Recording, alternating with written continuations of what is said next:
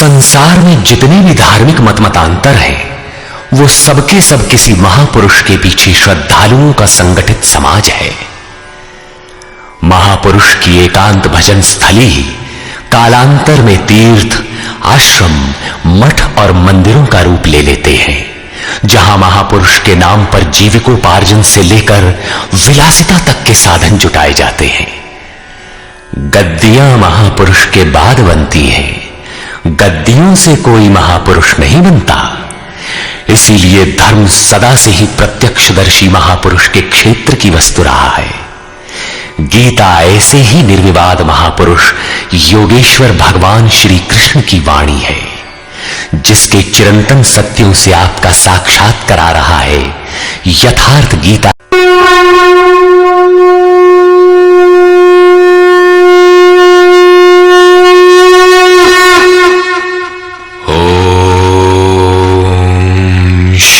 परमात्मने नमः। यथार्थ गीता श्रीमद् भगवत गीता अथैकादशो अध्यायः। गत अध्याय में योगेश्वर श्री कृष्ण ने अपनी प्रधान प्रधान विभूतियों का संक्षिप्त विवरण प्रस्तुत किया, किंतु अर्जुन को लगा कि उसने विस्तार से सुन लिया है। उसने कहा कि आपकी वाणी सुनने से मेरा सारा मोह नष्ट हो गया, अज्ञान नष्ट हो गया। आपने जो कहा उसे प्रत्यक्ष देखना चाहता हूं। सुनने और देखने में पश्चिम और पूर्व का अंतर है। चलकर देखने पर वस्तु स्थिति कुछ और ही होती है। अर्जुन ने उस रूप को देखा तो कांपने लगा, क्षमा याचना करने लगा। क्या ज्ञानी भयभीत होता है? उसे कोई जिज्ञासा रह जाती है? नहीं, बौद्धिक स्तर की जानकारी सदैव धूमिल रहती है। हां, वो यथार्थ जानकारी के लिए प्रेरणा अवश्य देती है। इसलिए अर्जुन ने निवेदन किया, भगवान, मुझ पर अनुग्रह करने के लिए जो आपके द्वारा गोपनीय अध्यात्म में प्रवेश दिलाने वाला उपदेश कहा गया, उससे मेरा ये अज्ञान नष्ट हो गया। मैं ज्ञानी हो गया कि हे कमल नेत्र, मैंने भूतों की उत्पत्ति और प्रलय आपसे विस्तार पूर्वक सुना है तथा आपका अविनाशी प्रभाव भी सुना है। हे परमेश्वर, आप अपने को जैसा कहते हैं ये ठीक ऐसा ही है, इसमें कोई संदेह नहीं है, किंतु मैंने उसे केवल सुना है। अतः हे पुरुषोत्तम, उस ऐश्वर्य युक्त स्वरूप को मैं प्रत्यक्ष देखना चाहता हूं। हे प्रभु, मेरे द्वारा आपका वो रूप देखा जाना संभव है। यदि आप ऐसा मानते हो तो योगेश्वर, आप अपने अविनाशी स्वरूप का मुझे दर्शन कराइए। इस पर योगेश्वर ने कोई प्रतिवाद नहीं किया, क्योंकि पहले भी वे स्थान स्थान पर कह आए हैं कि तू मेरा अनन्य भक्त और प्रिय सखा है। अतः बड़ी प्रसन्नता के साथ उन्होंने अपना स्वरूप दर्शाया। पार्थ, मेरे सैकड़ों तथा हजारों नाना प्रकार के और नाना वर्ण तथा आकृति वाले दिव्य स्वरूप को देख। हे भारत, अदिति के 12 पुत्रों, 8 वसुओं, 11 रुद्रों, दोनों अश्विनी कुमारों और 49 मरुदगणों को देख, तथा अन्य बहुत से पहले तुम्हारे द्वारा कभी न देखे हुए आश्चर्यमय रूपों को देख। अर्जुन, अब मेरे इस शरीर में एक ही स्थान पर स्थित हुए चराचर सहित संपूर्ण जगत को देख, तथा और भी जो कुछ देखना चाहता है वो देख। इस प्रकार तीनों श्लोकों तक भगवान लगातार दिखाते चले गए, किंतु अर्जुन को कुछ दिखाई नहीं पड़ा। वो आंखें मलता रह गया। अतः ऐसा दिखाते हुए भगवान सहसा रुक जाते हैं और कहते हैं, अर्जुन, तू मुझे अपने नेत्रों द्वारा अर्थात बौद्धिक दृष्टि द्वारा देखने में समर्थ नहीं है। इसलिए मैं तुझे दिव्य अर्थात अलौकिक दृष्टि देता हूं, जिससे तू मेरे प्रभाव और योग शक्ति को देख। इधर योगेश्वर श्री कृष्ण के कृपा प्रसाद से अर्जुन को वही दृष्टि प्राप्त हुई, उसने देखा। और उधर योगेश्वर व्यास के कृपा प्रसाद से वही दृष्टि संजय को मिली थी। जो कुछ अर्जुन ने देखा, अक्षरशः वही संजय ने भी देखा और उसके प्रभाव से अपने को कल्याण का भागी बनाया। स्पष्ट है कि श्री कृष्ण एक योगी के समकक्ष है। संजय बोला, हे राजन, महायोगेश्वर हरि ने इस प्रकार कहकर उसके उपरांत पार्थ को अपना परम ऐश्वर्य युक्त दिव्य स्वरूप दिखाया, जो स्वयं योगी है और दूसरों को भी योग प्रदान करने की जिसमें क्षमता हो। जो योग का स्वामी हो उसे योगेश्वर कहते हैं। इसी प्रकार सर्वस्व का हरण करने वाला हरि है। यदि केवल दुखों का हरण किया और सुख छोड़ दिया तो दुख आएगा। अतः सब पापों के नाश के साथ सर्वस्व का हरण करके अपना स्वरूप देने में जो सक्षम है वो हरि है। उन्होंने पार्थ को अपना दिव्य स्वरूप दिखाया। सामने तो खड़े ही थे। अनेक मुख और नेत्रों से युक्त, अनेक अद्भुत दर्शनों वाले, अनेक दिव्य भूषणों से युक्त और अनेक दिव्य शस्त्रों को हाथ से उठाए तथा दिव्य माला और वस्त्रों को धारण किए हुए, दिव्य गंध का अनुलेपन किए हुए, सब प्रकार के आश्चर्यों से युक्त सीमा रहित विराट स्वरूप परमदेव को दृष्टि मिलने पर अर्जुन ने देखा। संजय बोला, हे राजन, आकाश में एक साथ 1000 सूर्यों के उदय होने से जितना प्रकाश होता है, वो भी विश्व रूप उन महात्मा के प्रकाश के सदृश कदाचित ही हो। यहां श्री कृष्ण महात्मा ही है, योगेश्वर थे। पांडुपुत्र अर्जुन ने, पुण्य ही पांडु है, पांडु ही अनुराग को जन्म देता है। उस समय अनेक प्रकार से विभक्त हुए संपूर्ण जगत को उन परमदेव के शरीर में एक जगह स्थित देखा। इसके पश्चात आश्चर्य से युक्त हर्षित रोमों वाला वो अर्जुन परमात्मा देव को शिर से प्रणाम कर हाथ जोड़कर बोला। यहां अर्जुन ने अंतःकरण से नमन किया और कहा, हे देव, आपके शरीर में मैं संपूर्ण देवों को तथा अनेक भूतों के समुदायों को, कमल के आसन पर बैठे हुए ब्रह्मा को, महादेव को, संपूर्ण ऋषियों को तथा दिव्य सर्पों को देखता हूं। यह प्रत्यक्ष दर्शन था, कोरी कल्पना नहीं। किंतु ऐसा तभी संभव है जब योगेश्वर पूर्णत्व प्राप्त महापुरुष हृदय से दृष्टि प्रदान करे। ये साधन गम्य है। विश्व के स्वामी, मैं आपको अनेक हाथ, पेट, मुख और नेत्रों से संयुक्त तथा सब ओर से अनंत रूपों वाला देखता हूं। हे विश्वरूप, न मैं आपके आदि को, न मध्य को और न अंत को ही देखता हूं, अर्थात आपके आदि, मध्य और अंत का निर्णय नहीं कर पा रहा हूं। मैं आपको मुकुट युक्त, गदा युक्त, चक्र युक्त, सब ओर से प्रकाशमान तेज पुंज स्वरूप, प्रज्वलित अग्नि और सूर्य के सदृश, देखने में दुष्कर अर्थात कठिनाई से देखा जाने वाला और सब ओर से बुद्धि आदि से ग्रहण न हो सकने वाला अप्रमेय देखता हूं। इस प्रकार संपूर्ण इंद्रियों से पूर्णतया समर्पित होकर योगेश्वर श्री कृष्ण को इस रूप में देखकर अर्जुन उनकी स्तुति करने लगा। भगवान, आप जानने योग्य परम अक्षर अर्थात अक्षय परमात्मा है। आप इस जगत के परम आश्रय हैं। आप शाश्वत धर्म के रक्षक हैं तथा आप अविनाशी सनातन पुरुष हैं, ऐसा मेरा मत है। आत्मा का स्वरूप क्या है? शाश्वत है, सनातन है, अव्यक्त रूप है, अविनाशी है। यहां कृष्ण का क्या स्वरूप है? वही शाश्वत, सनातन, अव्यय, अविनाशी, अर्थात प्राप्ति के पश्चात महापुरुष भी उसी आत्म भाव में स्थित होता है। तभी तो भगवान और आत्मा एक ही लक्षण वाले।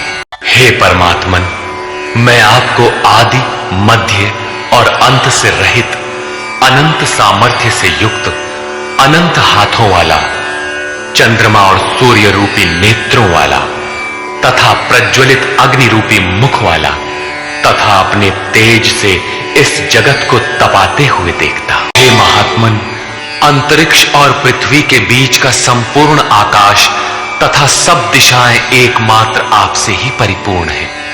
आपके इस अलौकिक भयंकर रूप को देखकर तीनों लोग अत्यंत व्यथित हो रहे हैं। वे देवताओं के समूह आप में ही प्रवेश कर रहे हैं और कई एक भयभीत होकर हाथ जोड़े हुए आपके गुणों का गान कर रहे हैं। महर्षि और सिद्धों के समुदाय स्वस्ति वाचन अर्थात कल्याण हो ऐसा कहते हुए संपूर्ण स्तोत्रों द्वारा आपकी स्तुति कर रहे हैं। रुद्र, आदित्य, वसु, साध्य, विश्वदेव, अश्वनी कुमार, वायुदेव और पितरों तथा गंधर्व, यक्ष, राक्षस और सिद्धों के समुदाय सभी आश्चर्य से आपको देख रहे हैं, अर्थात देखते हुए भी समझ नहीं पा रहे, क्योंकि उनके पास वो दृष्टि ही नहीं है। कृष्ण ने पीछे बताया था कि आसुरी स्वभाव वाले लोग मुझे तुच्छ कहकर संबोधित करते हैं, सामान्य मनुष्य जैसा मानते हैं, जबकि मैं परम भाव में परमेश्वर रूप में स्थित हूं। यद्यपि हूं मनुष्य शरीर के आधार वाला। उसी का विस्तार यहां है कि वे आश्चर्य से देख रहे हैं, यथार्थतः समझ नहीं पा रहे हैं, नहीं देखते। कृष्ण महाबाहु है और अर्जुन है। प्रकृति से परे महान सत्ता में जिसका कार्य क्षेत्र हो वो महाबाहु है। कृष्ण महानता के क्षेत्र में पूर्ण है, अधिकतम सीमा में है। अर्जुन उसी की प्रवेशिका में है, मार्ग में है। मंजिल मार्ग का दूसरा छोर ही तो है। महाबाहु योगेश्वर, आपके बहुत मुख और नेत्रों वाले, बहुत हाथ, जंघा और पैरों वाले, बहुत उदरों वाले, अनेक विकराल दाढ़ों वाले महान रूप को देखकर सब लोग व्याकुल हो रहे हैं तथा मैं भी व्याकुल हो रहा हूं। अब अर्जुन को कुछ भय हो रहा है कि श्री कृष्ण इतने महान हैं।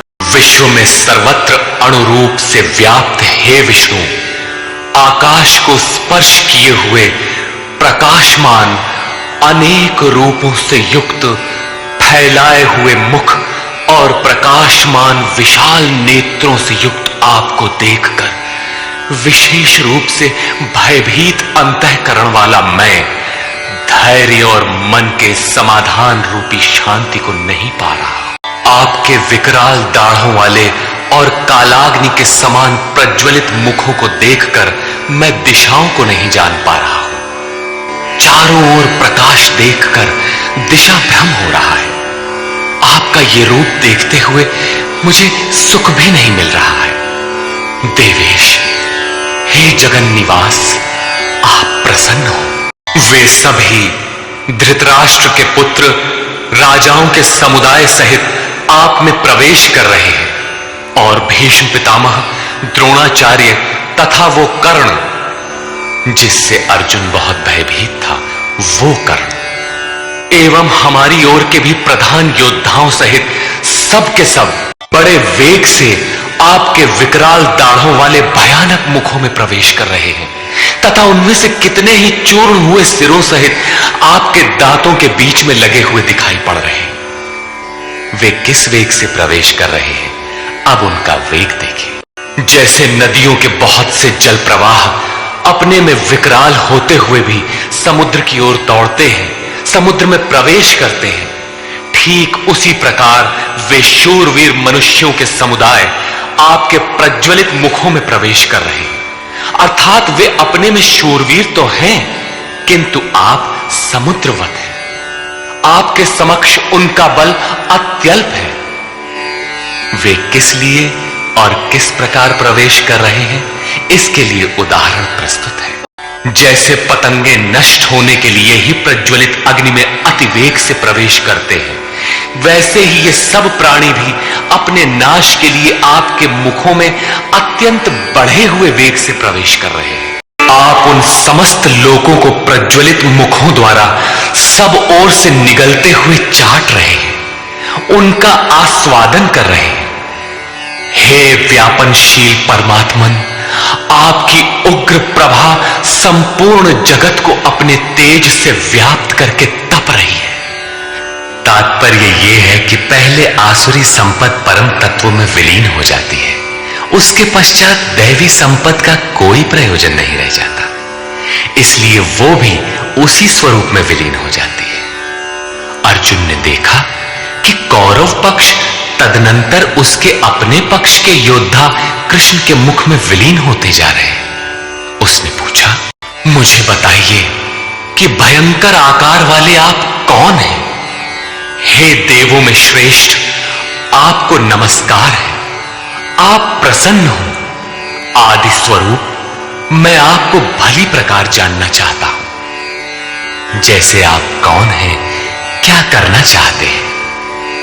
क्योंकि आपकी प्रवृत्ति अर्थात चेष्टाओं को नहीं समझ पा रहा हूं। इस पर योगेश्वर श्री कृष्ण बोले, अर्जुन, मैं लोगों का नाश करने वाला बढ़ा हुआ काल हूं और इस समय इन लोगों को नष्ट करने के लिए प्रवृत्त हुआ हूं।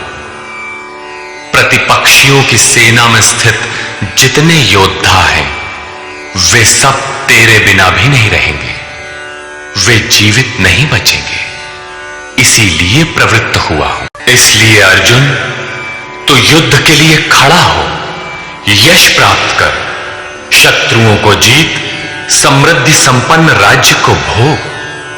ये सब शूरवीर मेरे द्वारा पहले से ही मारे हुए हैं। सव्यसाचिन, तू केवल निमित्त मात्र बन। प्रायः सर्वत्र कृष्ण ने कहा है कि वो परमात्मा न कुछ स्वयं करता है, न कराता है, न संयोग ही जोड़ता है। मोहावृत्ति बुद्धि के कारण ही लोग कहते हैं कि परमात्मा कराता है, किंतु यहां वे स्वयं ताल ठोक कर खड़े हो जाते हैं कि अर्जुन, करता धरता तो मैं, मेरे द्वारा ये लोग पहले से ही मारे हुए, तो खड़ा भर हो, यश ले ले। ऐसा इसलिए है कि सो केवल भगतन हित लागी। अर्जुन उसी अवस्था को प्राप्त कर चुका था कि भगवान स्वयं ताल ठोक कर खड़े हो गए। अनुराग ही अर्जुन है। अनुरागी के लिए भगवान सदैव खड़े हैं, उन्हीं के कर्ता है, रथी बन जाते हैं। यहां गीता में तीसरी बार साम्राज्य का प्रकरण आया है। पहले अर्जुन लड़ना नहीं चाहता था।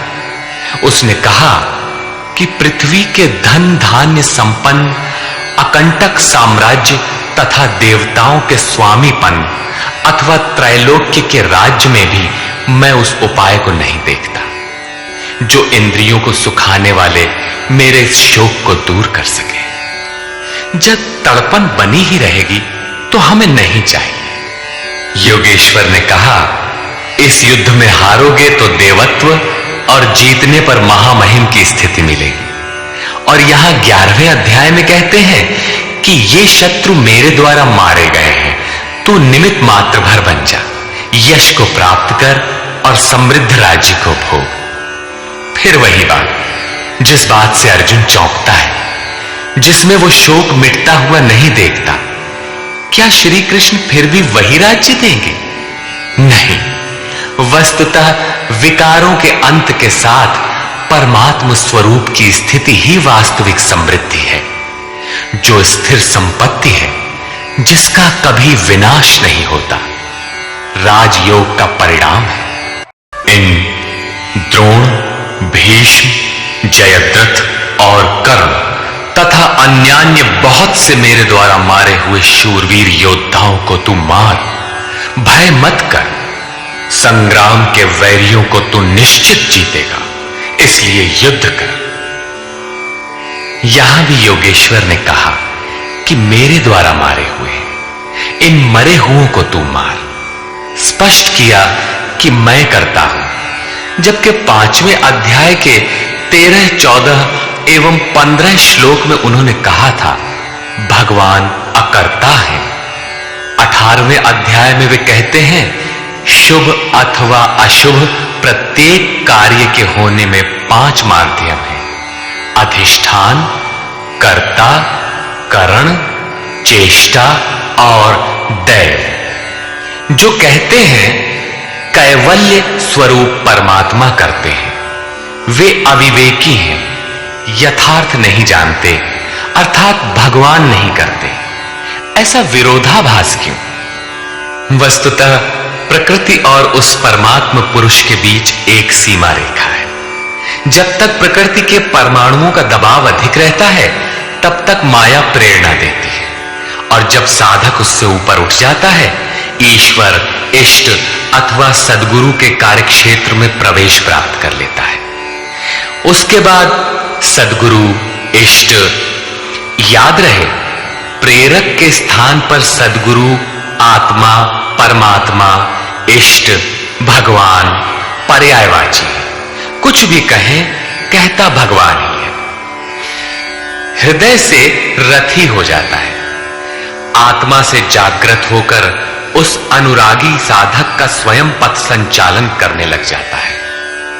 पूज्य महाराज जी कहते थे, हो जिस परमात्मा की हमें चाह है, वो जिस सतह पर खड़े हैं, उस सतह पर स्वयं उतरकर जब तक आत्मा से जागृत नहीं हो जाता, तब तक सही मात्रा में साधन का आरंभ नहीं होता। उसके बाद जो कुछ साधक से पार लगता है, वो उनकी देन है।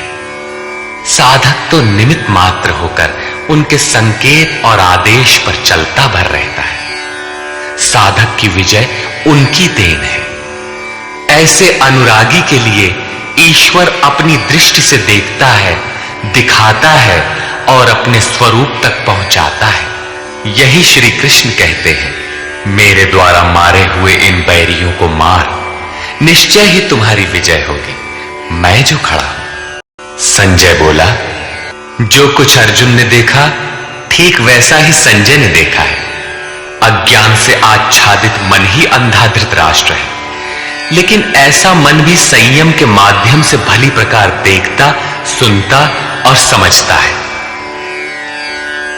केशव के इन उपर्युक्त वचनों को सुनकर किरीटधारी अर्जुन भयभीत होकर कांपता हुआ हाथ जोड़कर नमस्कार करके फिर श्री कृष्ण से इस प्रकार गदगद वाणी में ही बोला, हे अंतर्यामिन ऋषिकेश, ये उचित ही है कि आपकी कीर्ति से संसार हर्षित होता है और अनुराग को प्राप्त होता है।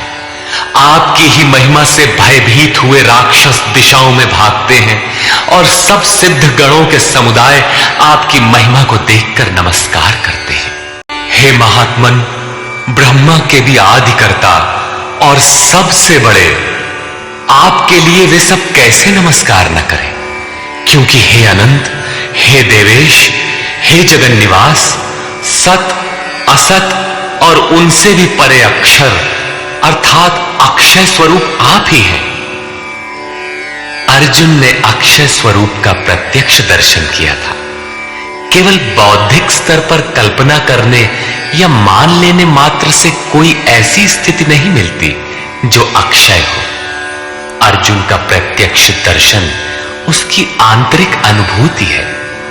उसने सविनय कहा, आप आदिदेव और सनातन पुरुष हैं। आप इस जगत के परम आश्रय और जानने वाले हैं, जानने योग्य हैं तथा परम धाम है। हे अनंत स्वरूप, आपसे यह संपूर्ण जगत व्याप्त है। आप सर्वत्र हैं। आप ही वायु, यमराज, अग्नि, वरुण, चंद्रमा तथा प्रजा के स्वामी ब्रह्मा और ब्रह्मा के भी पिता हैं। आपको हजारों बार नमस्कार है, फिर भी बार बार नमस्कार है। अतिशय श्रद्धा और भक्ति के कारण नमन करते हुए अर्जुन को तृप्ति नहीं हो रही है। वो कहता है, हे अत्यंत सामर्थ्य वाले, आपको आगे से और पीछे से भी नमस्कार हो। हे सर्वात्मन, आपको सब ओर से ही नमस्कार हो।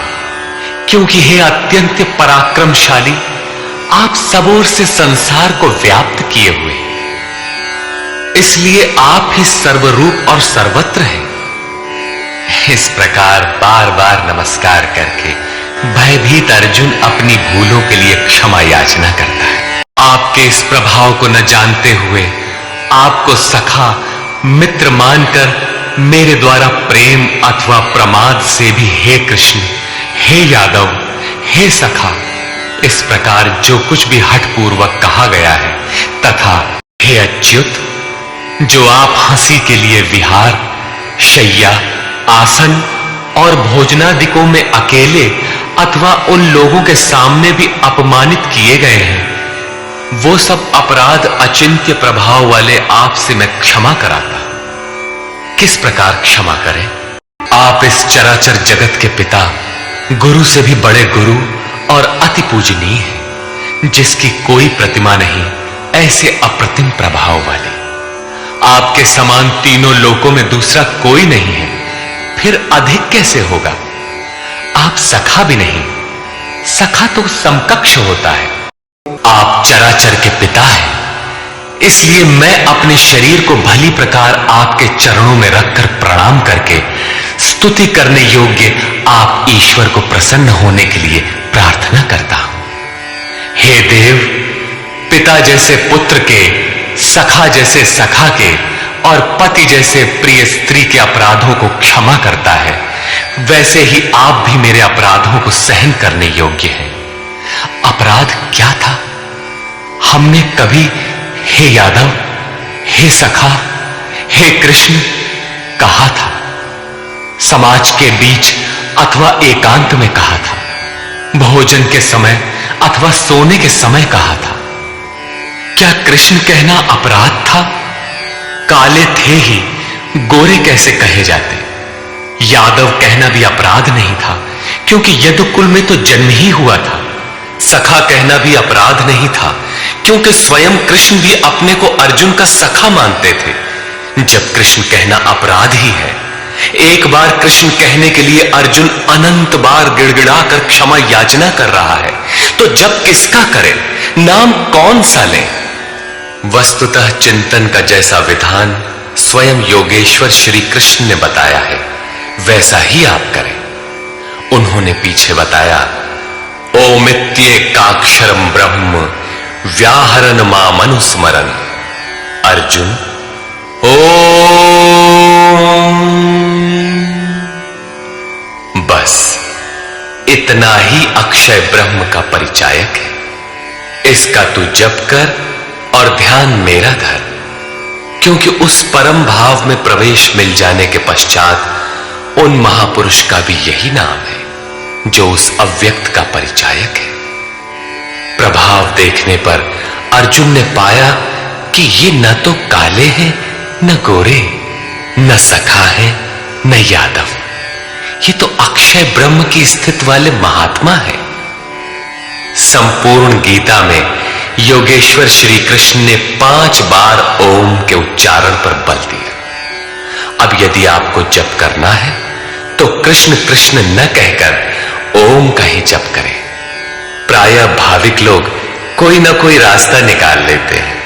कोई ओम जपने के अधिकार और अनाधिकार की चर्चा से भयभीत है, तो कोई महात्माओं की दुहाई देता है, अथवा कोई कृष्ण ही नहीं, उनसे पहले राधा और गोपियों का नाम भी उनकी शीघ्र प्रसन्नता के लोभ में छपता है। पुरुष श्रद्धामय है, इसलिए उनका ऐसा जपना मात्र भावुकता है। यदि आप सचमुच भाविक हैं तो उनके आदेश का पालन करें। वे अव्यक्त में स्थित होते हुए भी आज आपके सामने नहीं है, लेकिन उनकी वाणी आपके समक्ष है। उनकी आज्ञा का पालन करें, अन्यथा आप ही बताइए कि गीता में आपका क्या स्थान है। हां, इतना अवश्य है कि अध्येष्यते च यइमं श्रद्धावानं सूयश्च शृणुयादपि यो नरः। जो अध्ययन करता है, सुनता है, वो ज्ञान तथा यज्ञ को जान लेता है, शुभ लोकों को पा जाता है। अतः अध्ययन अवश्य करें। प्राण अपान के चिंतन में कृष्ण नाम का क्रम पकड़ में नहीं आता। बहुत से लोग कोरी भावुकतावश केवल राधे राधे कहने लगे। आजकल अधिकारियों से काम न होने पर उनके सगे संबंधियों से, प्रेमी या पत्नी से सोर्स लगाकर काम चला लेने की परंपरा है। लोग सोचते हैं कदाचित भगवान के घर में भी ऐसा चलता होगा, अतः उन्होंने कृष्ण कहना बंद करके राधे राधे कहना आरंभ कर दिया। वे कहते हैं राधे राधे श्याम मिला दे। जो राधा एक बार बिछुड़ी तो स्वयं श्याम से नहीं मिल पाई, वो आपको कैसे मिला दे? अतः अन्य किसी का कहना न मानकर श्री कृष्ण के आदेश को आप अक्षरशः माने, ओम का जप करें। हां, यहां तक उचित है कि राधा हमारा आदर्श है, उतनी ही लगन से हमें भी लगना चाहिए। यदि पाना है तो राधा की तरह विरही बनना है। आगे भी अर्जुन ने कृष्ण कहा। कृष्ण उनका प्रचलित नाम था। ऐसे कई नाम थे जैसे गोपाल, किंतु बहुत से साधक गुरु गुरु या गुरु का प्रचलित नाम भावुकतावश जपना चाहते हैं, किंतु प्राप्ति के पश्चात प्रत्येक महापुरुष का वही नाम है जिस अव्यक्त में वो स्थित है। बहुत से शिष्य प्रश्न करते हैं, गुरुदेव जब ध्यान आपका करते हैं तो पुराना नाम ओम इत्यादि क्यों जपें? गुरु गुरु अथवा कृष्ण कृष्ण क्यों न कहें? किंतु यहां योगेश्वर ने स्पष्ट किया कि अव्यक्त स्वरूप में विलय के साथ महापुरुष का भी वही नाम है जिसमें वो स्थित है। कृष्ण संबोधन था, जपने का नाम नहीं। योगेश्वर श्री कृष्ण से अर्जुन ने अपने अपराधों के लिए क्षमा याचना की, उन्हें स्वाभाविक रूप में आने की प्रार्थना की। कृष्ण मान गए, सहज हो गए, अर्थात उसे क्षमा भी कर दिया। उसने निवेदन किया, अभी तक अर्जुन के समक्ष योगेश्वर विश्व रूप में है, अतः वो कहता है कि मैं पहले न देखे हुए आपके इस आश्चर्यमय रूप को देखकर हर्षित हो रहा हूं, तथा मेरा मन भय से अति व्याकुल भी हो रहा है। पहले तो सखा समझता था, धनुर्विद्या में कदाचित अपने को कुछ आगे ही पाता था, किंतु अब प्रभाव देखकर भय हो रहा है। पिछले अध्याय में प्रभाव सुनकर वो अपने को ज्ञानी मानता था। ज्ञानी को कहीं भय नहीं होता है? वस्तुतः प्रत्यक्ष दर्शन का प्रभाव ही विलक्षण होता है। सब कुछ सुन लेने और मान लेने के बाद भी सब कुछ चलकर जानना शेष ही रहता है। वो कहता है, पहले न देखे हुए आपके इस रूप को देखकर मैं हर्षित हो रहा हूं, मेरा मन भय से व्याकुल भी हो रहा है। अतः हे देव, आप प्रसन्न हो। हे देवेश, हे जगन्निवास, आप अपने उस रूप को ही मुझे दिखाइए। कौन सा रूप? मैं आपको वैसे ही, अर्थात पहले की ही तरह सिर पर मुकुट धारण किए हुए, हाथ में गदा और चक्र लिए हुए देखना चाहता हूं। इसलिए हे विश्वरूप, हे सहस्त्रबाहु, आप अपने उसी चतुर्भुज स्वरूप में होइए। कौन सा रूप देखना चाहा? चतुर्भुज रूप। अब देखना है कि चतुर्भुज रूप है क्या। इस प्रकार अर्जुन की प्रार्थना सुनकर श्री कृष्ण बोले, अर्जुन, मैंने अनुग्रह पूर्वक अपनी योग शक्ति के प्रभाव से अपना परम तेजोमय, सबका आदि और सीमा रहित विश्व रूप तुझे दिखाया है, जिसे तेरे सिवाय दूसरे किसी ने पहले कभी नहीं देखा।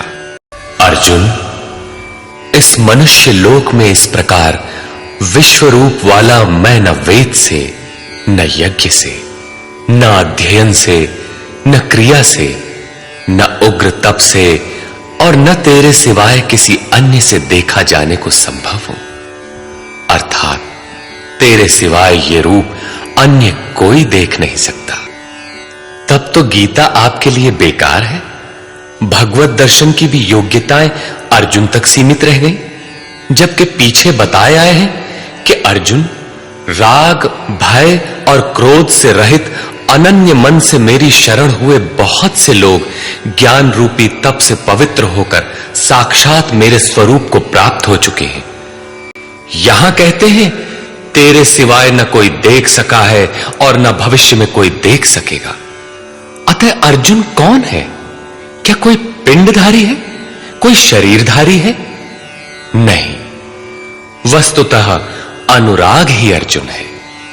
अनुराग विहीन पुरुष न कभी देख सका है और न भविष्य में कभी देख सकेगा। सब ओर से चित्त समेटकर एकमात्र इष्ट के अनुरूप राग ही अनुराग है। अनुरागी के लिए ही प्राप्ति का विधान है। इस प्रकार के मेरे इस विकराल रूप को देखकर तुझे व्याकुलता न हो और मूढ़ भाव भी न हो कि घबराकर अलग हो जाओ। अब तू भय रहित और प्रीति युक्त मन से उसी मेरे इस रूप को अर्थात चतुर्भुज रूप को फिर देख। संजय बोला, सर्वत्र वास करने वाले देव उन वासुदेव ने अर्जुन से इस प्रकार कहकर फिर वैसे ही अपने रूप को दिखाया। फिर महात्मा कृष्ण ने सौम्य वपुः अर्थात प्रसन्न होकर भयभीत अर्जुन को धैर्य दिया। अर्जुन बोला, जनार्दन, आपके इस अत्यंत शांत मनुष्य रूप को देखकर अब मैं प्रसन्न चित्त हुआ और अपने स्वभाव को प्राप्त हो गया हूं। अर्जुन ने कहा था कि भगवान, अब आप मुझे उसी चतुर्भुज स्वरूप का दर्शन कराइए। योगेश्वर ने कराया भी, किंतु अर्जुन ने जब देखा तो क्या पाया? मानुषम रूपम, मनुष्य के रूप को देखा। वस्तुतः प्राप्ति के पश्चात महापुरुष ही चतुर्भुज और अनंत भुज कहलाते हैं।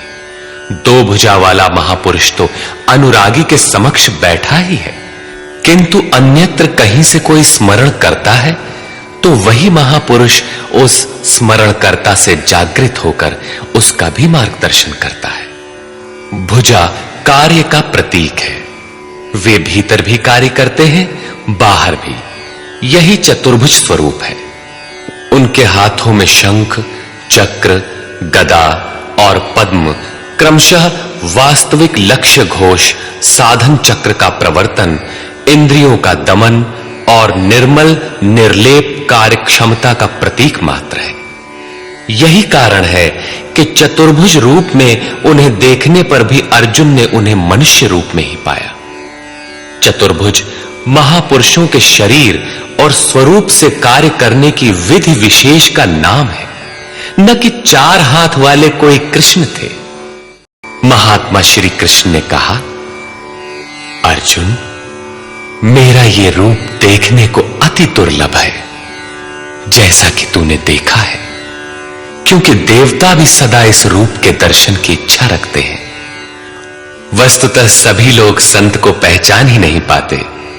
पूज्य सत्संगी महाराज अंतः प्रेरणा वाले पूर्ण महापुरुष थे, लेकिन उन्हें लोग पागल समझते रहे। किसी किसी पुण्यात्मा को आकाशवाणी हुई कि ये सद्गुरु हैं।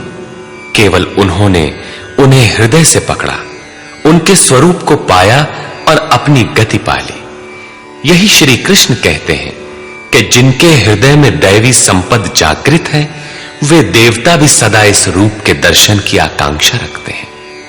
तो क्या यज्ञ, दान अथवा वेदाध्ययन से आप देखे जा सकते हैं?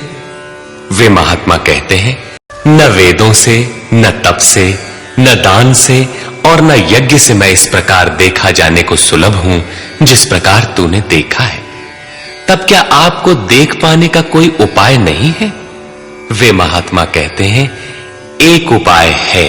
हे श्रेष्ठ तप वाले अर्जुन, अनन्य भक्ति द्वारा अर्थात सिवाय मेरे अन्य किसी देवता का स्मरण न करते हुए अनन्य श्रद्धा से तो मैं इस प्रकार प्रत्यक्ष देखने के लिए, तत्व से साक्षात जानने के लिए तथा प्रवेश करने के लिए भी सुलभ हूं। अर्थात उसकी प्राप्ति का एकमात्र सुगम माध्यम अनन्य भक्ति है। अंत में ज्ञान भी अनन्य भक्ति में परिणत हो जाता है, जैसा कि पीछे अध्याय 7 में द्रष्टव्य है। पीछे उन्होंने कहा कि तेरे सिवाय न कोई देख सका है न कोई देख सकेगा, जबकि यहां कहते हैं कि अनन्य भक्ति से न केवल मुझे देखा जा सकता है अपितु साक्षात जाना और मुझ में प्रवेश भी पाया जा सकता है। अर्थात अर्जुन अनन्य भक्त का नाम है, एक अवस्था का नाम है। अनुराग ही अर्जुन है। अंत में योगेश्वर श्री कृष्ण कहते हैं, हे अर्जुन, जो पुरुष मेरे द्वारा निर्दिष्ट कर्म अर्थात नियत कर्म यज्ञार्थ कर्म करता है, मत परमः मेरे परायण होकर करता है, जो मेरा अनन्य भक्त है, संवर्जितः किंतु संग दोष में रहते हुए वह कर्म नहीं हो सकता। अतः संग दोष से रहित होकर संपूर्ण भूत प्राणियों में बैर भाव से रहित है, वो मुझे प्राप्त होता है। तो क्या अर्जुन ने युद्ध किया? प्रण करके क्या उसने जयद्रथादि को मारा? निर्वैरः सर्वभूतेषु, यदि उन्हें मारता है तो भगवान को न देख पाता, जबकि अर्जुन ने देखा है। इससे सिद्ध है कि गीता में एक भी श्लोक ऐसा नहीं है जो बाह्य मारकाट का समर्थन करता हो। जो निर्दिष्ट कर्म यज्ञ की प्रक्रिया का आचरण करेगा, जो अनन्य भाव से उनके सिवाय किसी का स्मरण तक नहीं करेगा, जो संग दोष से अलग रहेगा, तो युद्ध कैसा? जब आपके साथ कोई है ही नहीं तो आप युद्ध किससे करेंगे? संपूर्ण भूत प्राणियों में जो बैर भाव से रहित है, मन से भी किसी को सताने की कल्पना न करे, वही मुझे प्राप्त होता है।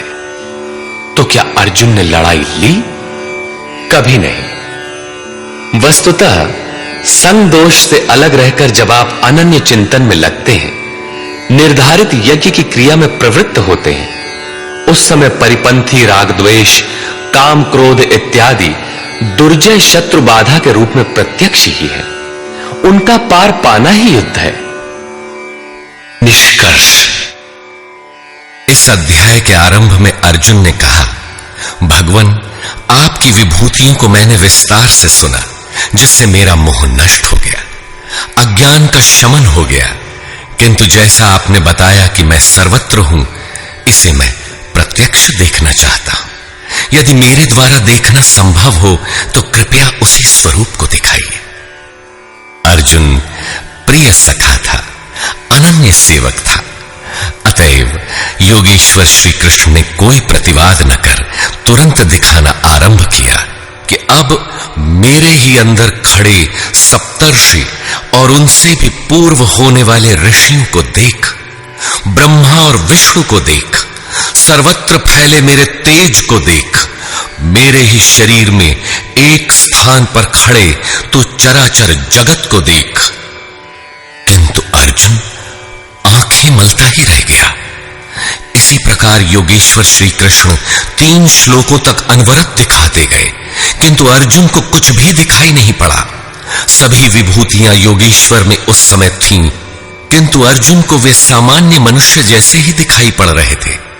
तब इस प्रकार दिखाते दिखाते योगेश्वर श्री कृष्ण सहसा रुक जाते हैं और कहते हैं, अर्जुन, इन आंखों से तू मुझे नहीं देख सकता, अपनी बुद्धि से तू मुझे परख नहीं सकता। लो, अब मैं तुझे वह दृष्टि देता हूं जिससे तू मुझे देख सकेगा। भगवान तो सामने खड़े ही थे। अर्जुन ने देखा, वास्तव में देखा। देखने के पश्चात क्षुद्र त्रुटियों के लिए क्षमा याचना करने लगा, जो वास्तव में त्रुटियां नहीं थीं। उदाहरण के लिए, भगवान, कभी मैंने आपको कृष्ण, यादव और कभी सखा कह दिया था, इसके लिए आप मुझे क्षमा करें। श्री कृष्ण ने क्षमा भी किया, क्योंकि अर्जुन की प्रार्थना स्वीकार कर वे सौम्य स्वरूप में आ गए, धीरज बंधाया। वस्तुतः कृष्ण कहना अपराध नहीं था, वे सांवले थे ही, गोरे कैसे कहलाते? यदुवंश में जन्म हुआ ही था।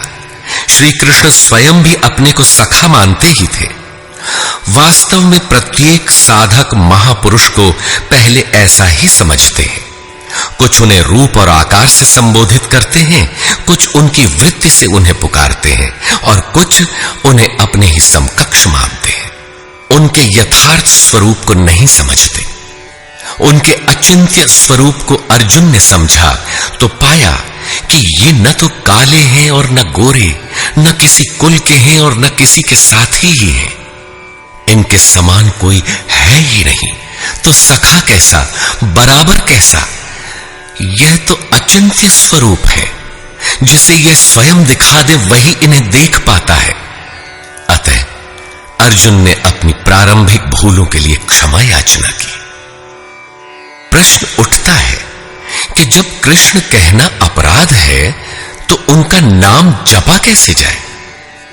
तो जिसे योगेश्वर श्री कृष्ण ने जपने के लिए स्वयं बल दिया, जपने की जो विधि बताई, उसी विधि से आप चिंतन स्मरण करें। वह है ओमित्येकाक्षरम ब्रह्म व्याहरन् मामनुस्मरन्। ओम अक्षय ब्रह्म का पर्याय है।